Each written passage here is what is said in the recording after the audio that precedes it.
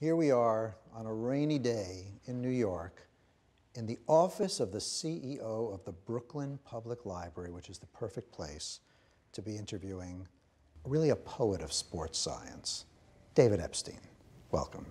Thank you very much. Thanks for that introduction. You make me sound much cooler than I really am, and I appreciate that. I've got 3 children. You just got engaged. Yeah. You hope to be a parent someday? I haven't gotten that far You haven't yet. gotten that far. She does.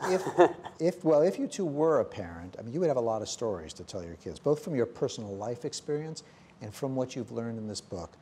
Over-specialization in sports, maybe with a few exceptions, sports that have a very short life, like gymnastics, could actually work to their disadvantage, even in terms of winning. My son's tennis coach said something beautiful. You've got to be willing to accept losing now in order to win later. And that's very rare for a young person to have coaching like that, where a coach, coaches are much more likely at the youth level to respond to what happened this game instead of looking at athletic development in a long-term athlete development view and giving positive reinforcement for improving a skill, even when you lose, or for doing something well, or for playing your kind of game instead of falling into someone else's game.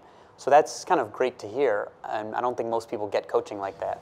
We're going to give you, because another specific example of why specialization doesn't necessarily help you find your true calling.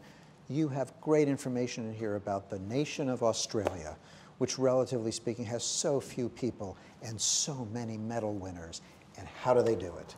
When they were awarded the Olympics, they started a talent search.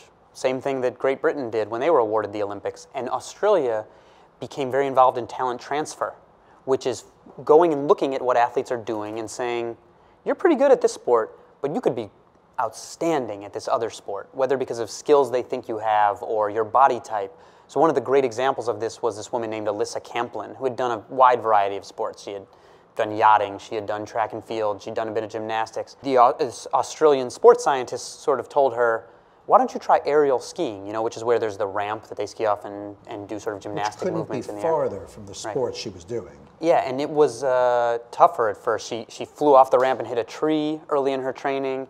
People told her, you're too old. You can't start this sport now, right? And then she showed them by winning the gold medal at the Olympics in Turin.